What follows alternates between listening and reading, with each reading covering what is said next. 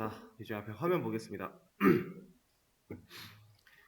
자, 우리 어제 사용자 정의 객체에 대해서 이제 배우기 시작을 했고, 클래스 설계도 만드는 방법, 그리고 그 설계도 안에 변수 생성해서 객체가 가져야 되는 정보를 저장하는 방법, 이런 거 공부를 좀 했는데, 오늘은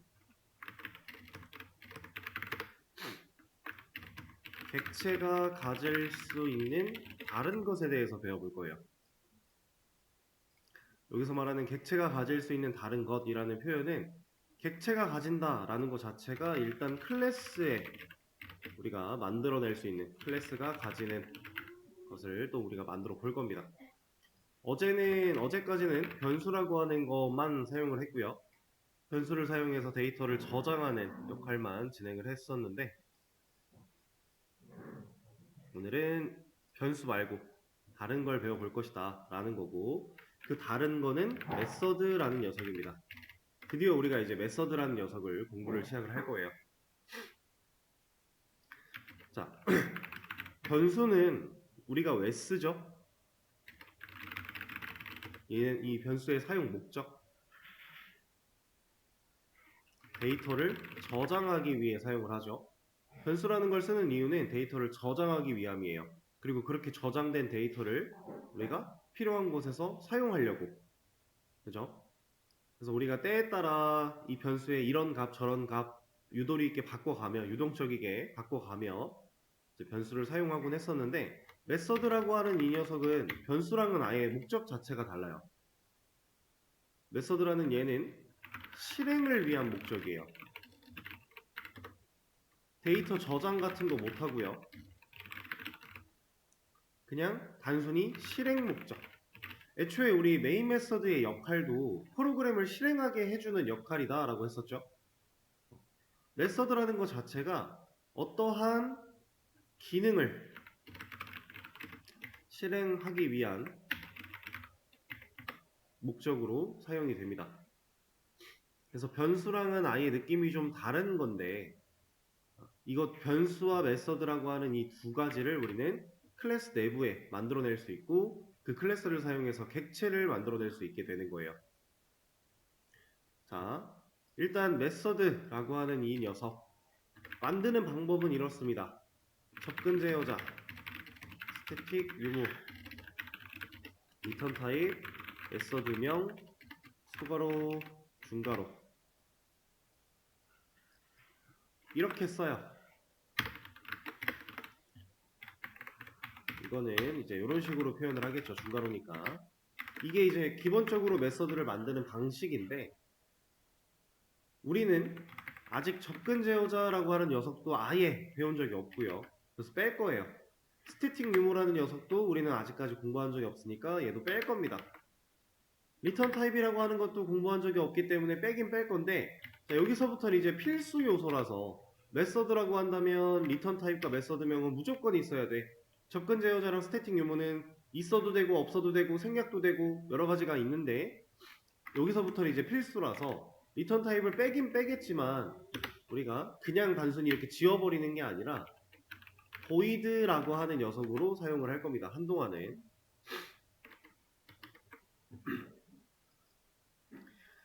지금 리턴 타입 위치에 들어간 void라고 하는 얘도 리턴 타입 중에 하나예요.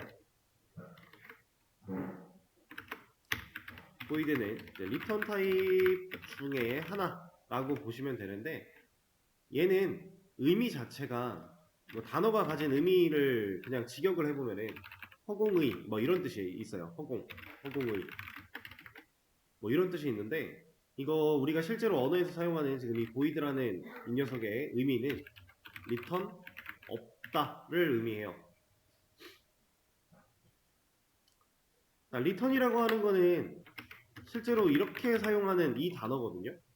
이 리턴이라는 단어는 반환의 뜻을 가지고 있어요. 돌려주는 거.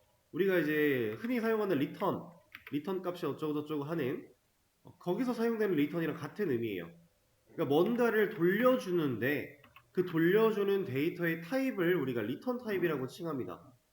근데 우리는 아직 이거에 대해서 공부를 안 하고 있으니까 void라고 하는 녀석을 쓸 건데, 이 void는 무슨 의미다? 리턴이 없다라는 의미다.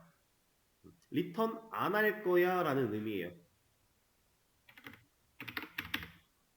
자, 그러면 이 void를 사용한 메서드는 무언가를 돌려줄 필요가 없는 메서드로 인식이 돼서 리턴에 대한 걸 우리가 모르는 상태에서도 메서드를 공부할 수 있는 상황이 됩니다. 그리고 이 void라는 녀석은 메인 메서드에서도 사용이 되고 있었죠. 이미 여기 있었어요. 이 void는. 메인 메서드도 그렇다면 무언가 돌려주는 값이 존재하지 않는다를 의미해요. 일단은. 그래서 우리가 void라고 하는 걸로 한동안은 고정을 좀 시킬 거고요. 리턴 타입의 국태 공부하기 전까지는. 그리고 메서드명. 이거는 변수 이름 짓듯이 우리가 이름을 그냥 지어내면 됩니다. 이건 개발자 마음이에요. 당연히 얘한테도 명명규칙이라는 게 존재할 텐데 메서드명도 변수랑 똑같다고 보시면 돼요. 메서드 이 기능이 해야 될 그냥 의라고 합시다. 목적을 유추할 수 있게끔 이름을 지어야 한다. 당연한 얘기고요. 그 다음에 카멜 표기 사용하고요. 그 다음에 뭐 숫자로 지을 수 없고 시작할 수 없고 이런 거 다 변수랑 동일하다고 보시면 돼요. 메서드명 지을 때. 자, 그러면은 이 코드를 제가 주석을 풀어서 이렇게 사용을 해보겠다라고 하면 이 메서드명이라는 이름으로 메서드를 하나 만들어 낸 거예요. 자, 이게 우리가 메서드를 만드는 방법입니다. 지금 보고 계시는 이 방법이 가장 기본적인 메서드를 생성하는 방법.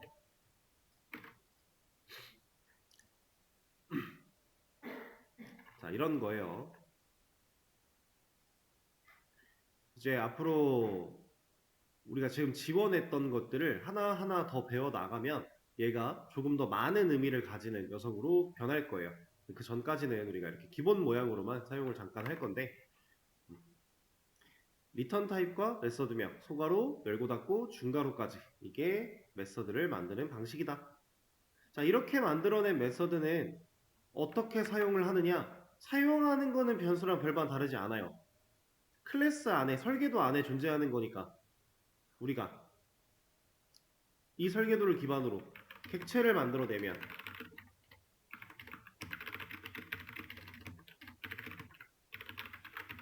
이렇게 객체를 하나 만들어내고 이 객체를 컨트롤할 수 있는 리모컨을 들고 있는 변수를 불러다가 리모컨을 누르겠다라고 하면 변수처럼 메서드도 존재하죠.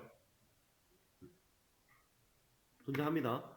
근데 이 녀석을 사용하겠다라고 이렇게 해보면 여기서부터는 이제 변수랑은 느낌이 조금 달라요. 뭐가 다르죠? 자, 우리가 변수를 사용할 때 이렇게 쓰는 경우가 없었어요. 왜냐면 변수는 저장을 하겠다라는 목적이고 저장을 했다면 값으로서 사용될 수 있는 지점에 사용을 해야 돼요. 근데 지금 여기다가 이렇게 쓴다라는 거는 얘는 만약에 나이라는 변수가 10이라는 값을 가지고 있다라고 했을 때 이거 쓴 거랑 똑같은 거예요. 자바에서 이런 코드는 없거든요. 이런 건 없어요.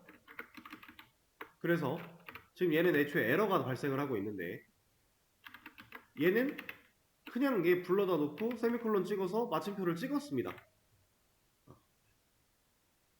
자, 그럼 뭐가 다른 거죠?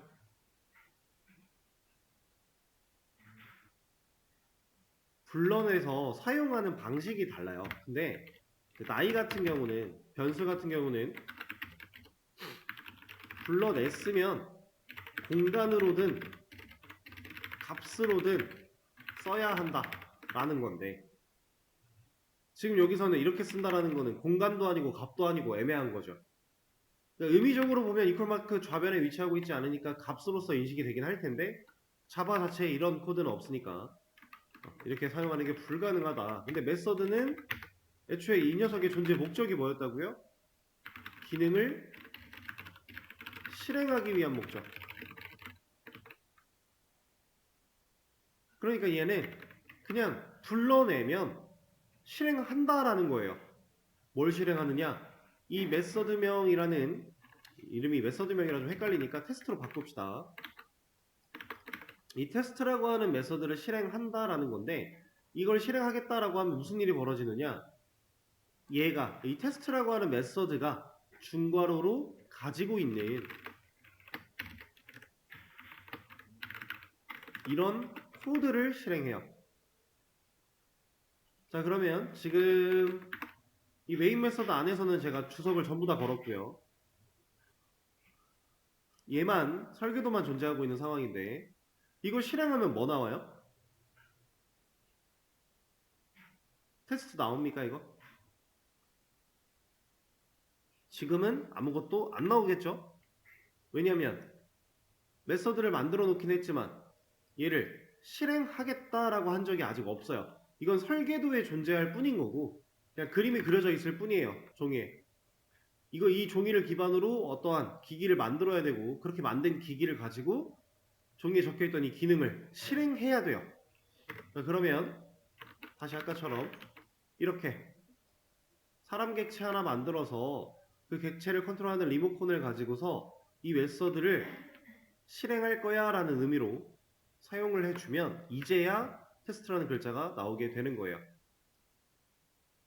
자, 여러분들이 보고 계시는 지금 이 밑에 이 한 줄의 코드는 함수, 메서드 호출문, 메서드 실행문, 함수 호출문, 함수 실행문 어떤 네 가지 중에 어떤 단어를 써도 다 의미가 들어맞는 상황입니다. 호출한다, 이게 즉 실행한다는 얘기고요. 실행한다가 즉 호출한다는 얘기예요.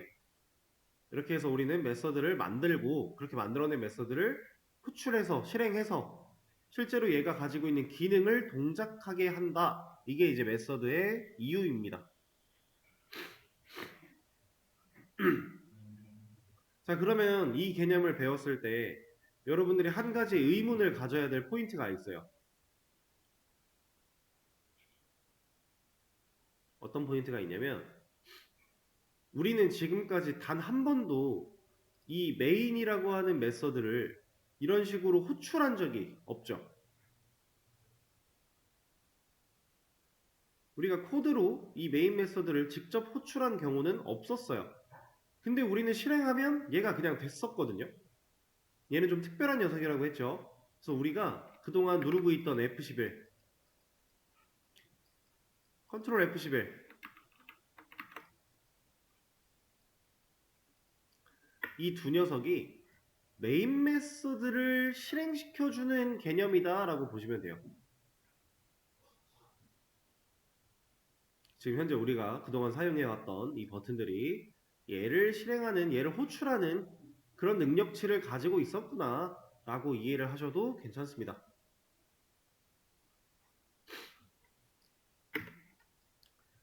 자, 그리고 지금 보면 이름이 메서드라는 이름이 있고 함수라는 이름이 있는데 왜 분명히 말이 다르면서 왜 같은 말처럼 취급을 하느냐?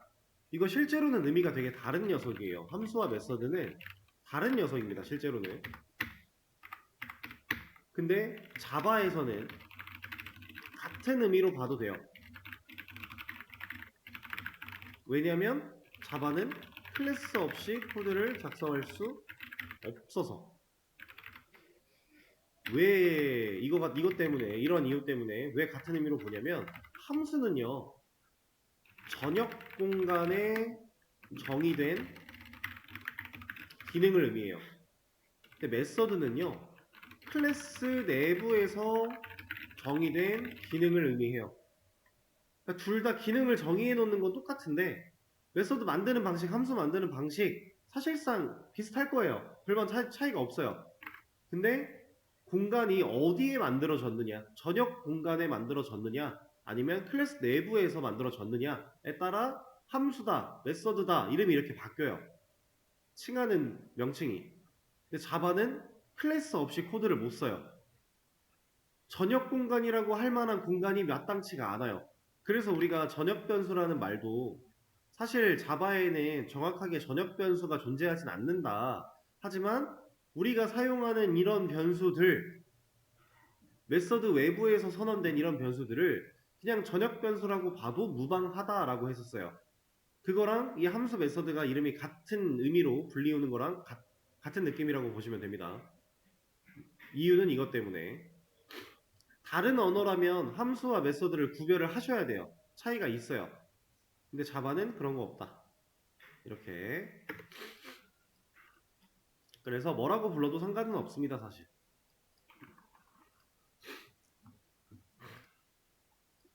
자, 그리고 메서드가 실행된 이 한 줄의 코드를 조금 더 유심히 봐보면, 자, 이 한 줄을 잘 봐보면, 우리가 그동안 변수를 사용할 때는 애초에 변수한테는 뭐 소괄호 같은 게 달려있지 않기도 하지만 이름만 불러냈어요. 이렇게.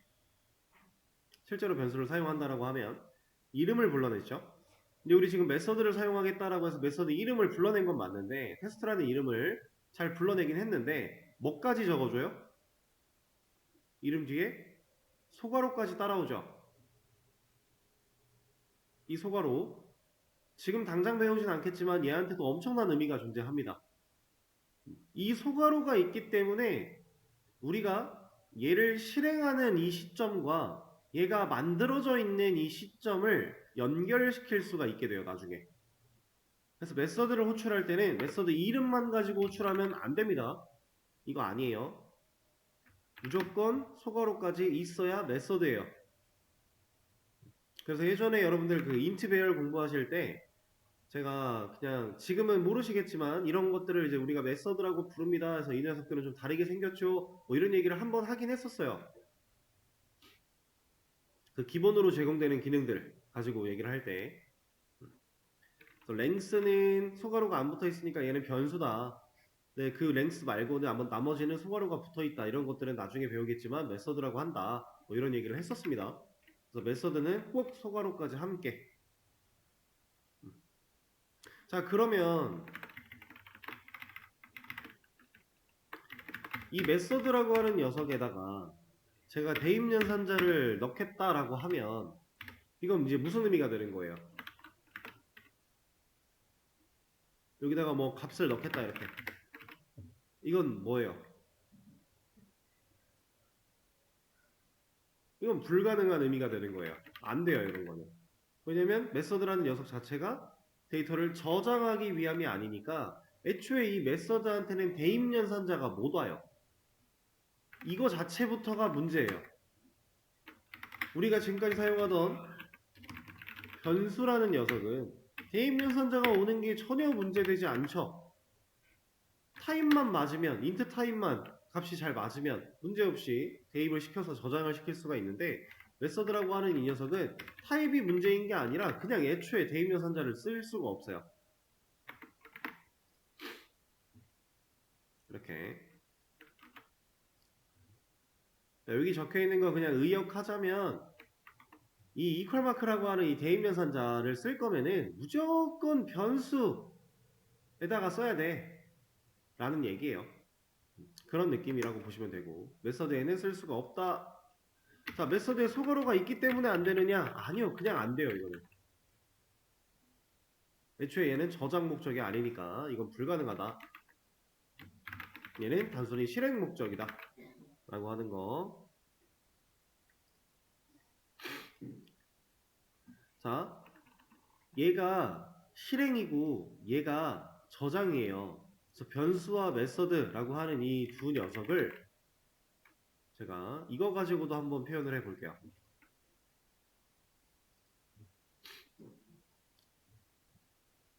제가 예를 들어서 뭐 자바 수업 만들어 놓고 여기다가 텍스트 문서를 만들어서 자바 수업 1일차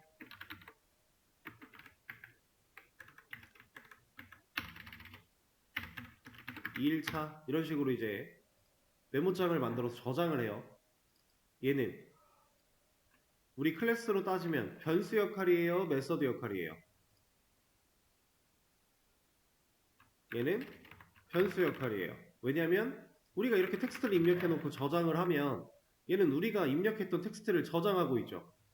이건 저장을 위한 목적이잖아요. 그죠? 이런 것도 마찬가지. 여기다 텍스트를 막 이렇게 입력을 해놓으면 이거에 대한 내용을 실제로 저장을 하고 있을 거니까 이거는 변수 같은 느낌으로 우리가 사용을 하는 거라고 보시면 되는데, 하나를 더 만들어 볼게요.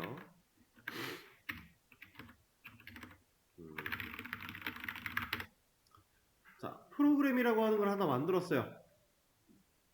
이 녀석은 저장 목적으로 만들면 안 되겠죠. 얘는 내가 만든 프로그램이니까 데이터를 저장하기 위한 게 아니라 실행하기 위해서, 내가 어떠한 기능을 만들어 놓은 걸 실행하기 위해서. 그럼 얘는 이런 식으로 되는 거예요. 이런 파일을 여러분들 컴퓨터 사용하다 보면 많이들 보시죠? 이런 거 눌러보면 뭔가 저장할 수 있게끔 입력할 수 있는 이런 게 뜨나요? 보통 이런 걸 실행을 시키면은 무언가 실행돼서 나오거나 이런 식으로 동작을 하게 될 겁니다. 뭔가 처리가 되거나. 그래서 얘는 이제 exe, executable 파일이라고 해가지고 이제 확장자 중에 하나인데 실행 파일이라는 의미예요. 그래서 얘는 변수 목적, 얘는 메서드 실행 목적. 이런 느낌으로 이제 이해를 해주시면 됩니다.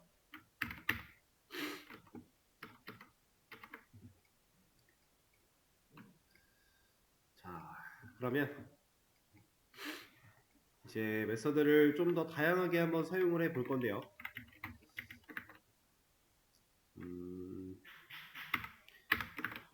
이 테스트라고 하는 메서드는 데이터를 저장하는 목적이 없다라고 했어요. 그래서 실제로 실행밖에 못해 라는 녀석이었는데, 이 메서드를 메인 메서드에서 얘를 불러낼 때, 얘를 호출할 때, 이때는 당연히 저장을 못하는 게 맞거든요. 근데 메서드 안쪽에서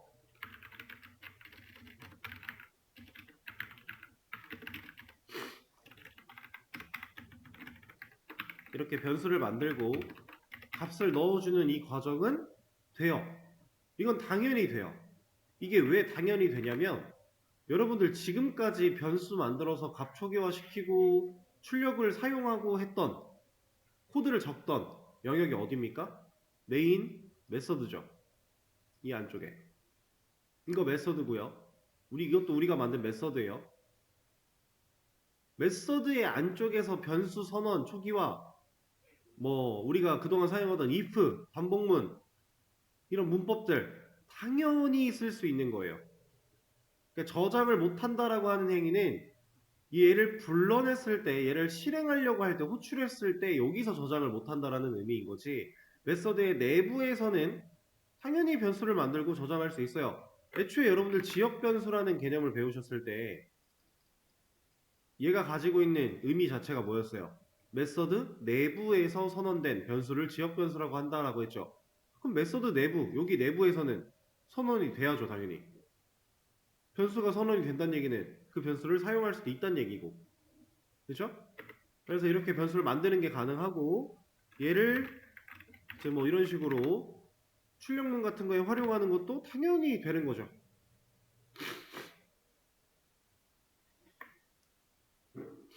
우리가 그동안 여기다가 적어왔던, 메인 메서드 안쪽에 적어왔던 코드들은 전부 다 여기 안에서도 가능한 거예요.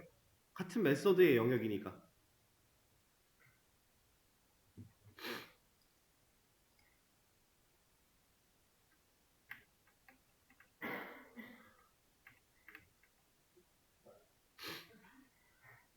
자, 이제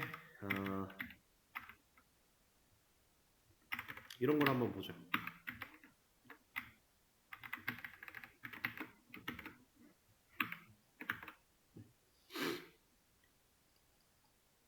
자, 제가 지금 코드를 적어놨는데, 이거는 무슨 변수예요? 이거는 전역 변수예요. A라는 인트 타입을 가진 변수, 전역 변수입니다.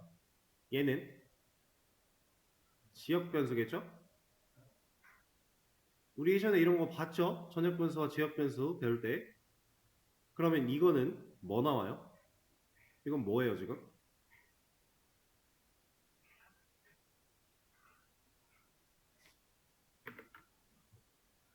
이것 때문에 헷갈리실 수도 있는데 이렇게 한번 볼까요? 이 코드 실행하면 이 결과는 A라는 이 변수가 가진 결과는 10이 나옵니까? 20이 나옵니까?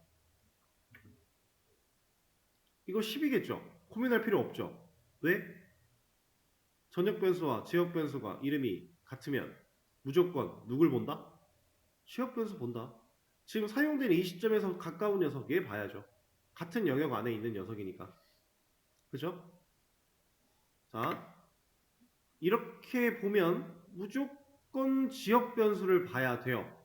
근데 얘를 볼 수 있는 방법이 있어요.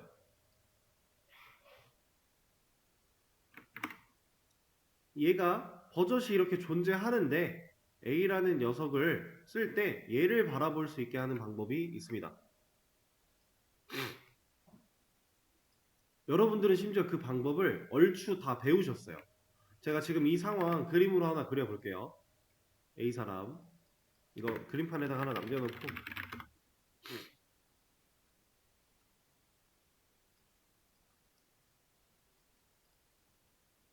사람 객체 리모컨 연결 그다음에 A라는 변수 그다음에 테스트라고 하는 메서드 이렇게 있고 얘도 똑같이 객체 안에 이렇게 존재합니다. 그리고 이 테스트라는 그 메서드 안에서는 변수 하나 만들어낸 거죠. A라는. 그리고 얘한테 10이라는 값까지 넣어놓은 상태. 그리고 여기엔 출력문이 하나 존재하는데 이 녀석을 사용하려고 하고 있는 상태. 정확히는 얘를 사용한다기보다는 그냥 A라는 녀석을 사용하는 상태. 자, 그림으로 표현하면 이런 느낌이에요.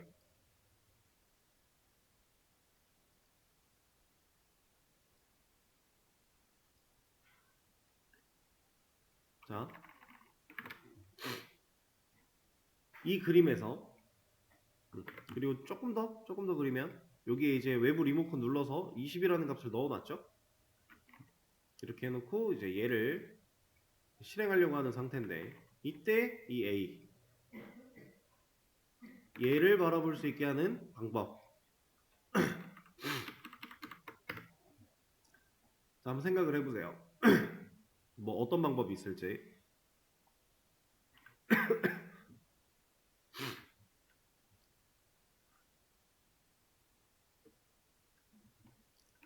자, 테스트라고 하는 메서드 안쪽에서 만들어진 이 A라는 변수는 누구 거예요? 이거 누구 거죠? 이게 누구에 종속되어 있어요? 테스트라고 하는 메서드에 종속되어 있죠. 얘는 전역 변수 A는 어디에 종속되어 있어요? 사람이라고 하는 클래스에 종속되어 있죠. 근데 우린 지금 얘를 쓸 거예요. 여기서. 자, 얘는 this를 사용하면 됩니다. 이 this라고 하는 녀석, 얘는 역할이 뭐였죠? 객체가 만들어지면 자동으로 하나 생성되는 자기 자신을 컨트롤하는 리모컨이라고 했어요. 자, 이 this라는 녀석한테는 당연히 전역 변수 A에 접근할 수 있는 버튼과 테스트라고 하는 메서드에 접근할 수 있는 버튼을 가지고 있을 텐데 테스트라고 하는 메서드의 안쪽에서 나 이 리모컨 눌러서 얘한테 접근할래 라고 하면 이 테스트 메서드 안쪽에서 이 녀석을 사용할 수 있어요. 그래서 여기가 this라고 이렇게 적어주게 되면 이제는 20이 나와요. this도 리모컨이니까 불러냈으면 점을 찍는 거예요. 이렇게. 자, 이러면 이제 이 지역 변수 A는 사용이 안 되고 있죠. 자, this를 눌러서 테스트 메서드 안에 있는 이 A한테 접근을 못하나요? 네, 못합니다. 절대 못해요. 왜냐면 이 A라는 녀석 자체는 테스트 메서드가 가지고 있는 거예요. 여기에 버튼이 없어요. 얘가 이 this가 불러낼 수 있는 거는 본인이 가지고 있는 본인이 종속시키고 있는 이 메서드 호출과 전역 변수 A한테의 접근이에요. 이거 말고 이 안쪽에 여기까지는 못 들어와요.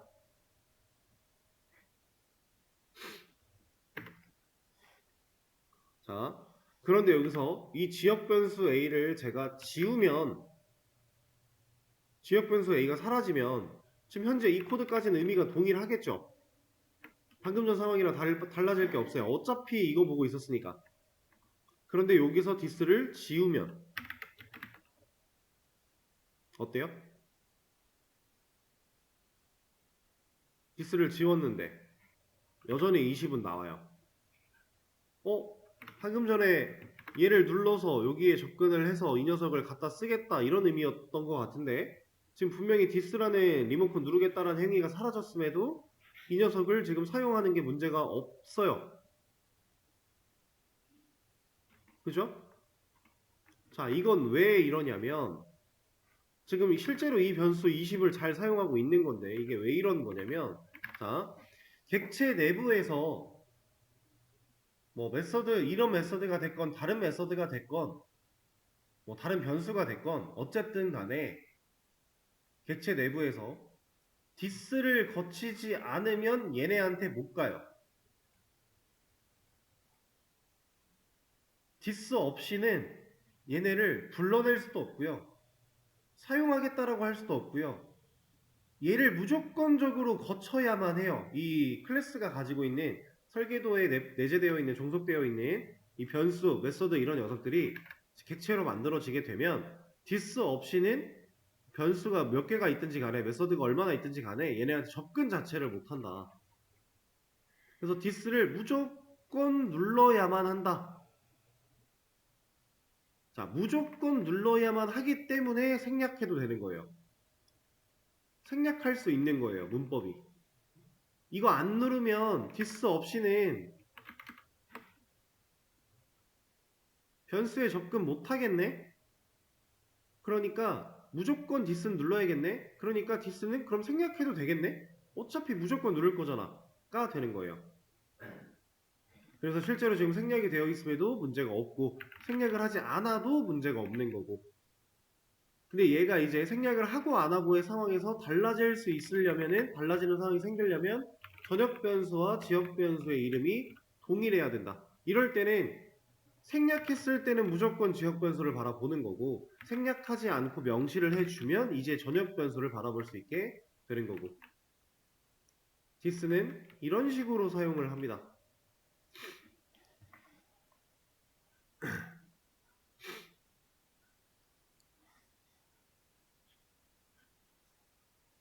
자, 디스의 중요성이에요. 얘가 있기 때문에 이렇게 접근이 가능하고 사용이 가능하다. 자, 근데 우리가 디스를 생략을 해도 되는 상황에서, 지금 이런 상황에서 생략해도 되고 안 해도 돼 이러면 여러분들은 지금 당장은 절대 생략하지 마세요. 왜냐면 이게 어떤 의미를 가지는지 공부하면서 계속 반복적으로 머리에 들어와야 돼요. 근데 얘가 자연스럽게 생략되어 있으면 지금 처음 배우는 이 시점에 되게 혼란스러워질 수 있어요. 그러니까 디스가 명확하게 필요한 시점들은 항상 다 적어주는 걸로 생각을 하시고, 이게 조금 익숙해져서 이젠 디스가 없어도 내가 충분히 상황 유추가 가능해, 상황이 보여, 그러면 그때는 생략하고 쓰셔도 돼요. 그 전까지는 웬만하면 붙이자. 우리 이제 막 배웠으니까. 이런 얘기입니다.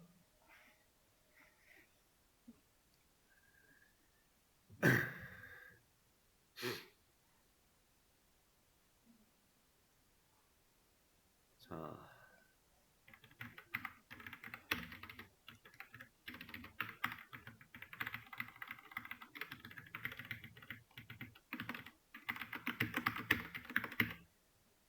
제가 테스트 1이라고 하는 메서드를 똑같이 하나 만들어냈어요. 기능은 달라요. 안에서 얘가 실행되면 해야 되는 로직은, 코드는 다른데 뭐가 똑같아요 지금? 이름이 똑같죠? 얘네 빨간색 에러 나고 있네요. 왜? 이것도 똑같은 거예요. 같은 공간 내에서 같은 이름으로 된 메서드를 우리가 만들어낼 수 없어요. 메서드 이름이 겹치면 못 쓴다 라고 하는 거예요. 이게 가장 기본적인 개념이에요. 근데 나중에는 메서드 이름이 같은데 또 쓸 수 있는 상황이 생겨요. 그거는 나중 가서 공부를 했을 때 알도록 하고, 지금은 이름이 같으면 메서드 사용 못한다, 이렇게 안 된다. 그래서 이름을 바꿔줘야 된다. 그런 문제가 없다.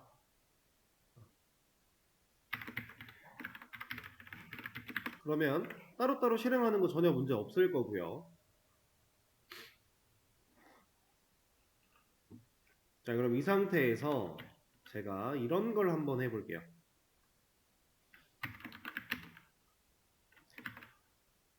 지금 제 커서는 테스트2라고 하는 메서드 안쪽에 위치하고 있어요. 테스트2라고 하는 메서드 안쪽.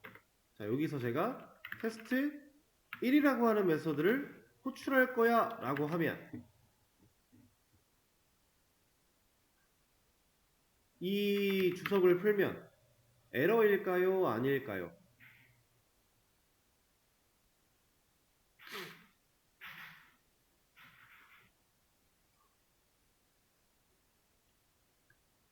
이 주석을 풀면 얘는 에러가 아닙니다.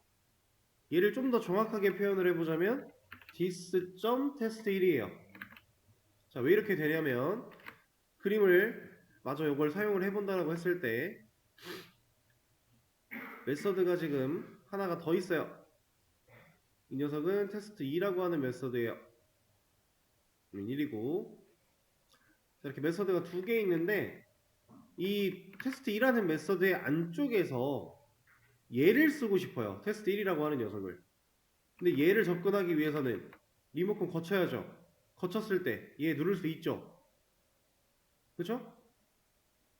그 행위를 하면 서로 다른 메서드끼리 이렇게 같은 클래스 내에서 같은 객체 내에서 호출하는 게 가능합니다. 자, 그러면 실행 결과가 테스트2를 호출했어요. 그러면 이 녀석이 이만큼 일을 한다라는 건데 테스트2라고 하는 문자를 먼저 출력해서 보여줄 거고, 그리고 나서 테스트1이 호출되는 거예요. 그럼 이 녀석이 일을 해야 돼요. 그러면 테스트1이라고 하는 게 테스트2 밑에다가 붙어서 출력되어 나온다.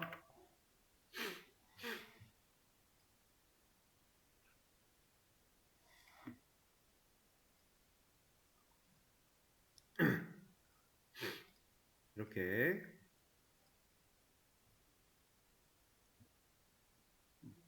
서로 다른 메서드를 호출하는 게 가능하다. 이 변수를 가져다 쓰는 것도 디스가 있으니까 가능했고, 메서드에서 쓰는 게, 그리고 메서드가 메서드를 호출하는 것도 가능했고, 근데 실제로 이것도 당연한 얘기인 게 우리 메인 메서드 안에서 메서드 호출 되잖아요. 그죠? 근데 이 설계도를 보고 객체를 만들면 그 객체 안에는 테스트1, 테스트2라고 하는 녀석이 둘 다 공존할 테니까 여기서 얘를 불러다가 쓰는 거 가능하다. 대신에 디스를 거쳐야만 한다. 이런 얘기예요. 자, 이게 어느 정도까지 되는 거냐면 이것도 돼요. 이건 무슨 뜻이겠어요?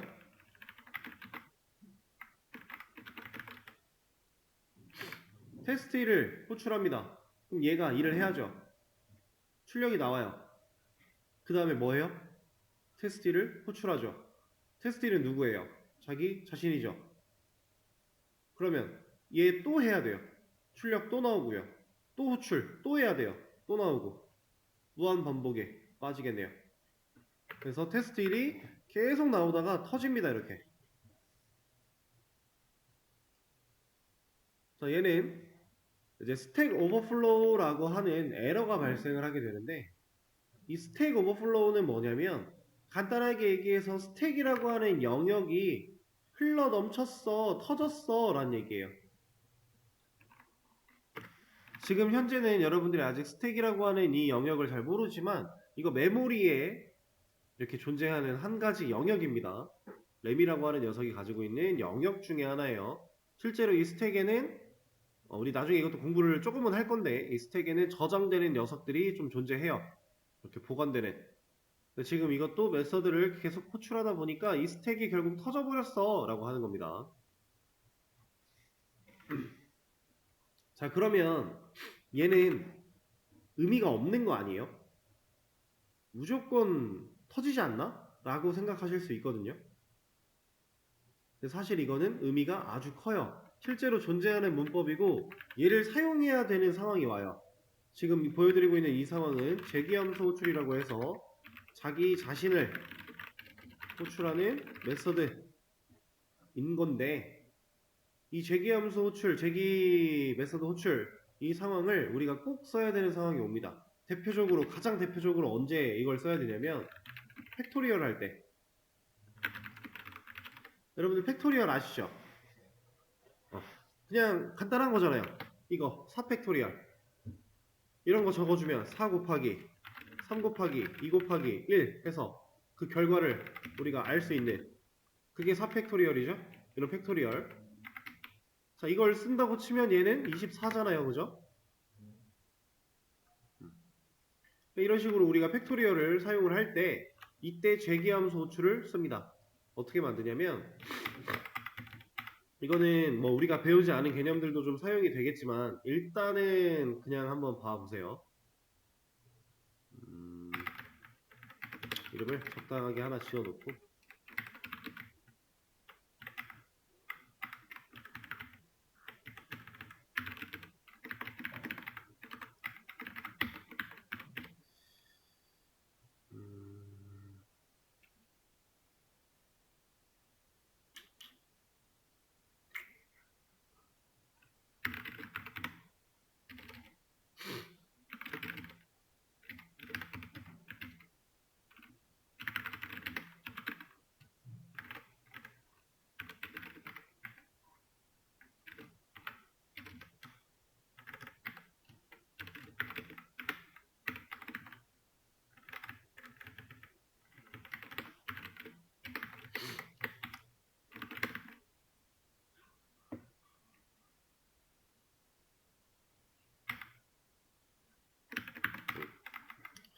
이런 느낌으로 쓰면 될 것 같은데?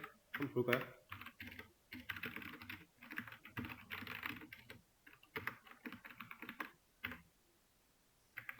뭔가 잘못됐군요. 제가 그걸 안 썼죠?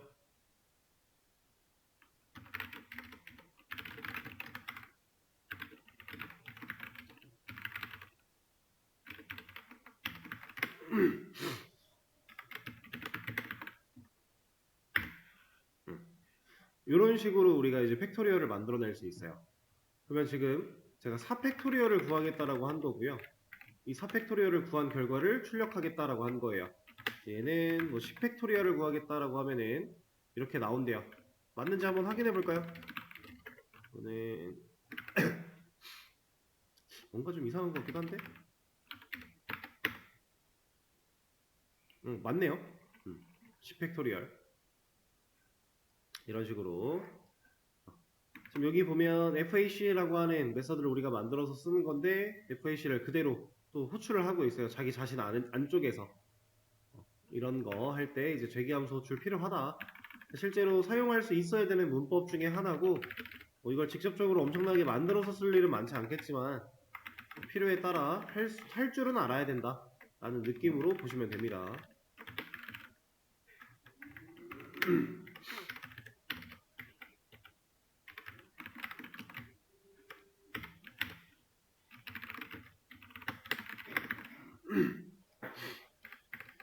자, 그러면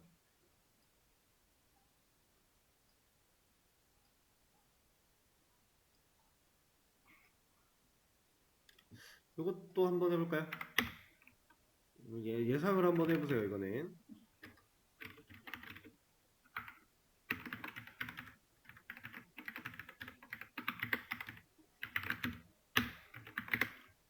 자, 이 코드 실행하면 뭐 나올까요?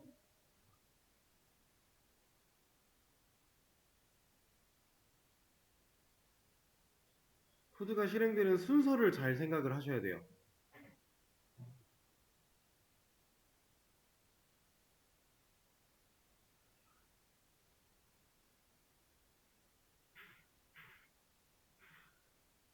뭐 나올까요? 25 예상 맞습니까? 25 예상하신 분들 잘하셨어요. 자, 코드 순서를 보겠습니다. 자, 설계도가 이렇게 만들어져 있는 거는 이렇게 적혀 있다 그래서 얘가 실행되거나 하진 않아요. 이 설계도를 보고 객체를 만들어야 이만큼의 코드가 한 번 구조를 갖춰서 객체를 생성하는 거예요. 자, 그럼 일단 첫 번째 메인 메서드가 실행된다. 우린 이걸 실행하는 거니까 결과적으로 얘가 실행된다라고 했을 때 사람 객체를 만들어내면 이 안에는 A라는 변수, 리모컨, 테스트라는 메서드, 이 메서드 안쪽에서 this를 눌러서 얘가 가지고 있는 값을 플러스 5 시킬 거야 하는 거죠. 그리고 그걸 출력할 거야 하는 건데, 자, 이렇게 기능이 만들어져 있어요. 근데 A 사람 리모컨을 눌러서 A한테 먼저 20이라는 값을 넣었어요. 그러면 여기에 20이 들어와 있어요. 이렇게 일단 여기까지예요. 그리고 나서 테스트를 호출하니까 그때 이제 그제서야 얘가 동작을 하는 거죠. this를 눌러서 A를 가져다가 20이라는 값을 가져다가 거기에 플러스 5를 덧붙인다. 그리고 나서 A를 출력. 그러니까 25가 나왔죠. 자, 그러면 이러면요.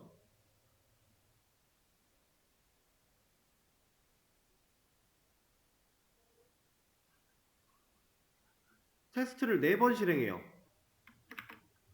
결과는 5씩 증가하겠죠. 왜냐면 얘가 한번 호출될 때마다 A의 값을 5씩 덧붙여서 증가시킨 다음에 출력한다라고 했으니까. 근데 여기서 중요한 사실은 메서드가 아무리 여러 번 호출이 된다고 해도 이 전역 변수라는 녀석이 가지고 있던 얘가 첫 번째 실행될 때 20이었다가 플러스 5가 돼서 25가 된 그 값을 가지고 있을 거니까 얘가 사라지지 않으니까 그 A를 불러다가 또 5 증가, 또 5 증가, 또 5 증가니까 5씩 증가하는 로직이 나와요. 그죠? 자, 그런데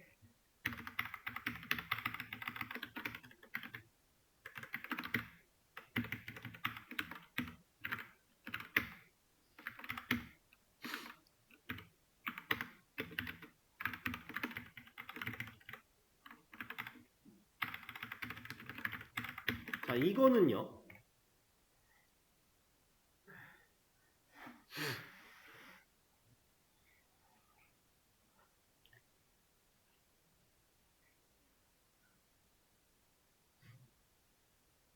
이 녀석의 실행 결과는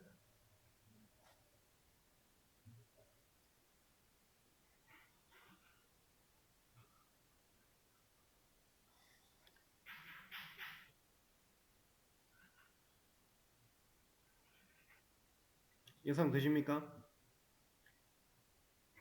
이거 전부 다 5 나오겠죠. 왜냐면 아까 전 상황은 요거는 객체가 하나예요. 이 객체를 컨트롤하는 리모컨이 하나가 변수한테 들어있는데 이 리모컨을 여러 번 눌렀어요. 땅땅땅땅땅땅 이렇게 여러 번 눌렀어요. 그러니까 우리는 그 누를 때마다 얘가 일을 해야 돼요. 이 하나의 객체가. 이 안에서 벌어지는 변화 같은 것들이 수용이 된다는 얘기죠. 근데 얘는 지금 객체가 몇 개예요? 뉴 하나당 객체 하나니까 객체가 5개예요. 순서대로 첫 번째 객체는 A라는 변수에다가 20이라는 값을 넣고 두 번 다시 얘를 똑같은 녀석 이 객체를 불러낼 방법이 없어요. 얘는 여기서 끝. 두 번째 객체 만들어졌어요. 자, 테스트 5가 실행이 되는데 얘는 전역 변수니까 기본값 초기화 안 되어 있으면 기본값으로 초기화를 해줄 거니까 0이 될 거고 그 0에다가 플러스 5를 하겠다 하니까 테스트를 실행하면 5가 출력되어 나와요. 그 밑에서부터는 이하 동문이겠죠. 계속 옵니다. 계속 오. 왜냐? 객체가 새로 만들어질 때마다 A는 0으로 초기화가 될 거니까.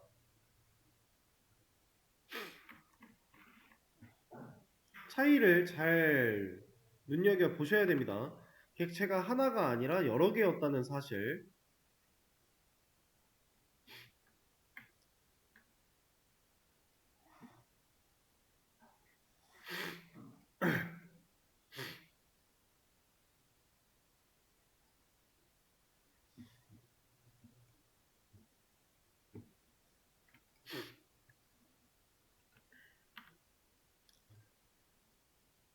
자, 그러면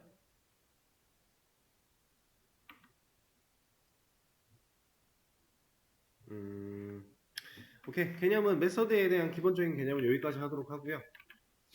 쉬는 시간을 한번 가졌다가 제가 문제를 좀 수업 페이지에 올려드릴 거예요. 여러분들이 문제를 좀 풀어보시면 될 것 같습니다. 그러면